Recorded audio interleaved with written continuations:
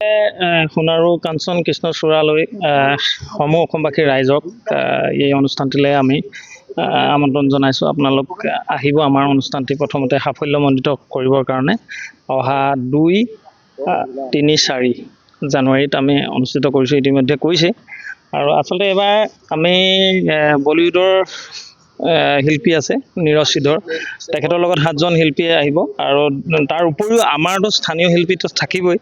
আমি অনুষ্ঠানটো আৰম্ভণিৰ পৰা আমি জাতি বৰ্ণ নিৰ্বিশেষে মানে প্ৰতিটো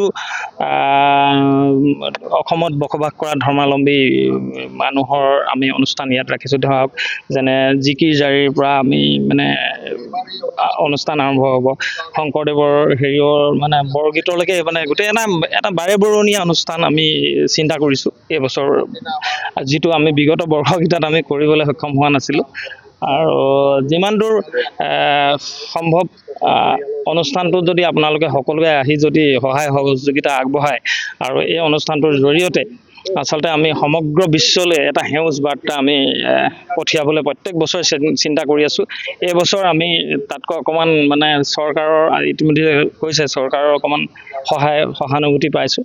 আৰু আমি আশা ৰাখিছোঁ অনাগত দিনত এই অনুষ্ঠানটোৰ জৰিয়তে সমগ্ৰ অসমকে নহয় সমগ্ৰ বিশ্ববাসীলৈ আমি এটা নতুন সেউজ বাৰ্তা আমি আগবঢ়াব পাৰিম বুলি ভাবিছোঁ। আমি আজি লাই খুঁটা স্থাপন অনুষ্ঠানটো আজি কৰিছোঁ। এইটো কৰাৰ মূল উদ্দেশ্য আছিলে যে 2, 3, 4 তাৰিখে আমাৰ যিটো সোণাৰু কাঞ্চন কৃষ্ণচূড়া মহোৎসৱ হ'বলৈ গৈ আছে আমাৰ এই লাইচেং পথাৰত, তাৰ এটা যাতে শুভ আৰম্ভণি হওক তাৰে প্ৰচেষ্টাৰে আজি আমি এই কাৰ্যসূচীটো লৈছোঁ। আমাৰ মহোৎসৱত ইতিমধ্যে আমি যিখিনি আমাৰ যাৱতীয় যোজা চলি আছে আৰু প্ৰকৃতি সংৰক্ষণ আৰু মানে প্ৰদূষণমুক্ত চৰাইদেউৰ ক্ষেত্ৰত আমি এনেকুৱা ধৰণৰ এটা সুযোগ আৰু এটা সুবিধা এই মহোৎসৱৰ যোগেদি আমাৰ যিসকল ইয়াতে আমাৰ শুভাকাংক্ষী আছে, আমাৰ পৰিয়ালৰ সকলো সদস্য আছে, আমাৰ এই অঞ্চলৰ লগতে বাহিৰৰ যিখিনি মানুহ আমাক ছাপোৰ্ট কৰি আছে, আমাক সহায় কৰি আছে, এই সকলোখিনিৰ সহায়ত সকলোখিনিৰ সাহসত আমি এই 6ষ্ঠ সোণাৰু কাঞ্চন কৃষ্ণচূড়া মহোৎসৱটো আমি ইয়াতে পাতিবলৈ গৈ আছোঁ।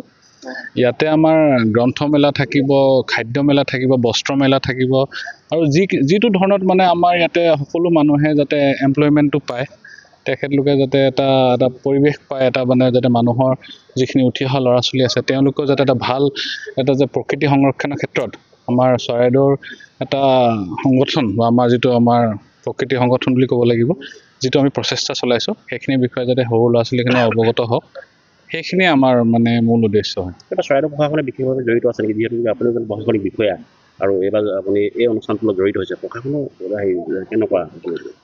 আমি সদায় এই প্ৰশাসনৰ ফালৰ পৰা আমি এইটো কাৰণে আছোঁ কাৰণ তেওঁলোকৰ এই সংগঠনটোৰ যিটো মূল উদ্দেশ্য, এই মূল উদ্দেশ্য হৈছে প্ৰকৃতি সংৰক্ষণ আৰু প্ৰদূষণমুক্ত চৰাইদেউ।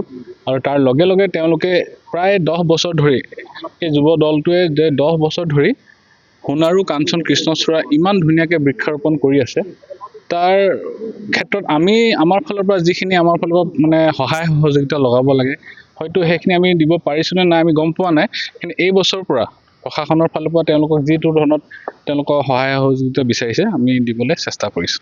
আপোনালোকে সকলোৱে প্ৰায় জ্ঞাত হৈছেই, আমাৰ জানুৱাৰী মাহৰ 2, 3, 4, 2024 আমি সোণাৰু কাঞ্চন কৃষ্ণচূড়াৰ 6ষ্ঠ বাৰ্ষিক মহোৎসৱ আয়োজন কৰিবলৈ গৈ আছোঁ। আৰু এইবাৰ এই মহোৎসৱটো এইকাৰণে ব্যতিক্ৰম হৈছে যে আমাক কথা দিছিল আমাৰ সকলোৱে হিয়াৰ আমঠু সকলোৰে প্ৰিয় জুবিন গাৰ্গ, তেখেতে আমাক এই অনুষ্ঠানলৈ আহিম বুলি কথা দিছিল আৰু গছ ৰোপণ কৰিম বুলিও আমাক অহা কথা আছিল। তেখেতে এই মহোৎসৱলৈ আহিম বুলি আমাক বাৰ্তাও দিছিল যে এইবাৰ যাম, আপোনালোকে নিশ্চয় আপোনালোকৰ সংবাদ মাধ্যমসকলত গম পাইছিল তেখেত অহা কথা আছিল। কিন্তু আমাৰ দুৰ্ভাগ্য, আমাৰে দুখৰ কথা, তেখেত আমাৰ মাজৰ পৰা নাইকিয়া হ'ল। গতিকে তেখেতক আমি আমাৰ সোণাৰু কাঞ্চন কৃষ্ণচূড়া পৰিয়ালে মৰণোত্তৰভাৱে চিৰসেউজ বঁটা প্ৰদান কৰিম বুলি আমি সিদ্ধান্ত গ্ৰহণ কৰিছোঁ। ইয়াৰ লগে লগে আমাৰ সকলোৱে জনপ্ৰিয়, আপোনালোকৰ জ্ঞাত সকলোৱে জনপ্ৰিয় শিল্পী ৰবি শৰ্মাক আমাৰ প্ৰকৃতি সুৰক্ষাৰ ক্ষেত্ৰত যিহেতু তেওঁ সাহসেৰে ওলাই আহে, সাহসী কণ্ঠ হিচাপে মাত মাতে, তেওঁ সেইকাৰণে সাহসী কণ্ঠ বঁটা আমি প্ৰদান কৰিম।